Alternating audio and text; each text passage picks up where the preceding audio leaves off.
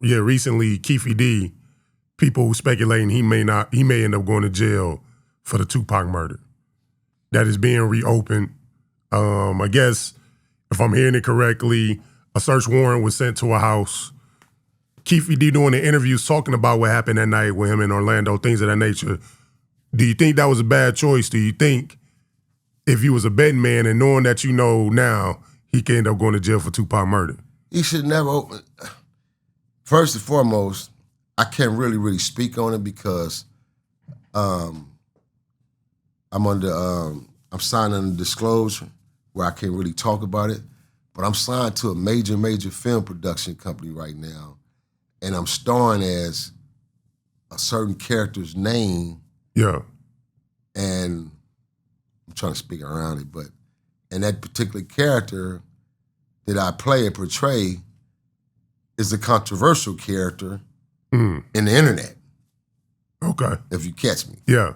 So this person speaking on this shit was a slap in the face from the very beginning. He should have never opened his motherfucking mouth and talked about it, period.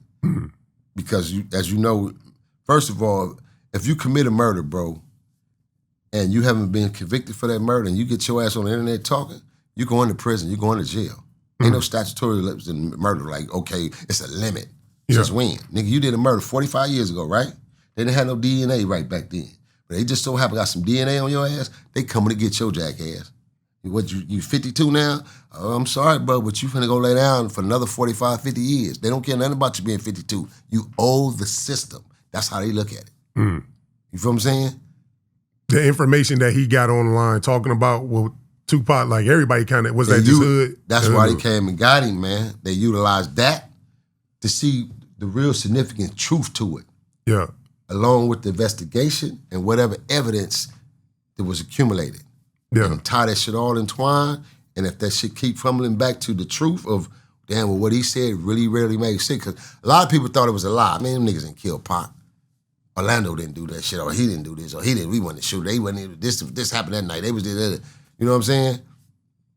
If it all lines up, because the only way they're gonna line it up is now because they have something to go on. Remember, they didn't have nothing to go on at first. Yeah. They had shit to go. There was no way, hell, they could have did the movies that they did and put out the films that they did if that interview wouldn't have took place and he said what he said. There was no fucking way. Only way they can do that film and depict from the white Cadillac, that would have been it. They couldn't have gone to the depths like they did. They wouldn't have knew about Club 626 and the after party. Yeah. See, that's when I was on my way. We were stuck on the freeway up in fucking 3-4 hours of traffic, so we never even made to Vegas. Damn. We'd have been there that night.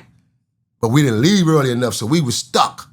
We hadn't even made it to Barstow. I mean, to the Vegas border port yet. Yeah. You feel me? Stuck, sitting on the freeway, smoking in the car, chilling. And cut the radio on here. Tupac Shakur just got killed. We busted you. Head back toward the house. Get back on the 15. Headed back out, man. That motherfucker crowd is trying to get out. So many people, bro. So it was like they had nothing at that point in time. And then you have to live in these cities to know. It's just like you from the D, you know Detroit. Yeah. So it's like, bro, there's no way in hell a motherfucker gonna pull up on the boulevard of Las Vegas in a loud white t-shirt Cadillac and blast and get away without no form of chase and nobody being able to see, the lights place to see. That whole boulevard is lit up with lights, bro. I'm talking about the boulevard itself is probably $1 billion just in lights. Something to think about. Not to mention cameras. Even back then, it still was cameras. Not as important as it is now, but it was still cameras because we talking about major $1 million hotels and corporations, man. So you don't think it was him? You think it might have been something bigger than want to get Pac out the way? Because sometimes, when you get a person that seems bigger than life, you can't ever see something just regular happen to him. We want to romanticize it sometime and be like, no, it couldn't have just been some Crip niggas. It had to be the FBI wanting him dead. I mean, even if it would have boiled down to, and they said it was Bloods killed him. Yeah. It would still be a speculation of theory to me because of the fact of who he was. And I know how powerful the youngster was and his demeanor and then just his whole, his get down. So it's like, it's the bottom line, my opinion, my personal opinion of being on the inside of the row at one time, heavily in the death row, having the opportunity to be around Pac, meeting, having conversations with him, watch the nigga chain smoke like in 2 minutes, every 2 minutes, lighting a Newport. If that wouldn't have killed him, cancer damn sure would have killed Tupac. Now that I predicted, I said within myself, that cancer gonna get his ass, man, because this young nigga smokes. Like really had a really nerve problem or something. Like we doing an interview right now, you interviewing Pac, before you get through with Pac with that interview, you probably see 5 to 10, if not more, cigarettes, this half, sitting in your ashtray. Damn. Because he chain smoked just like that, bro. You feel me? Yeah. So if the streets wouldn't have got him, cancer was definitely gonna get him. Do you feel like Pac was a street nigga? Like? No. Pac fatal mistake, bro, was getting out of prison and coming out here and started trying to claim a fucking gang, man. Pac was got out of prison and went to death row and ran death row. Straight up. Got to death row, fulfill his needs and his means of death row, branch off from death row, establish his own shit, and keep moving. That's what Pac was supposed to done. And if he would have had the right niggas, see, I'm a threat. Because niggas don't, I couldn't be around shit like that because we gonna win. I'm gonna make sure we gonna win. Whatever think they gonna be in the way to stop us, we gonna knock it down first. Because this nigga's a prize. We gonna win. Same thing I used to tell Simon fat ass. Niggas would left me in Suge here, he the one, stay winning. Yeah.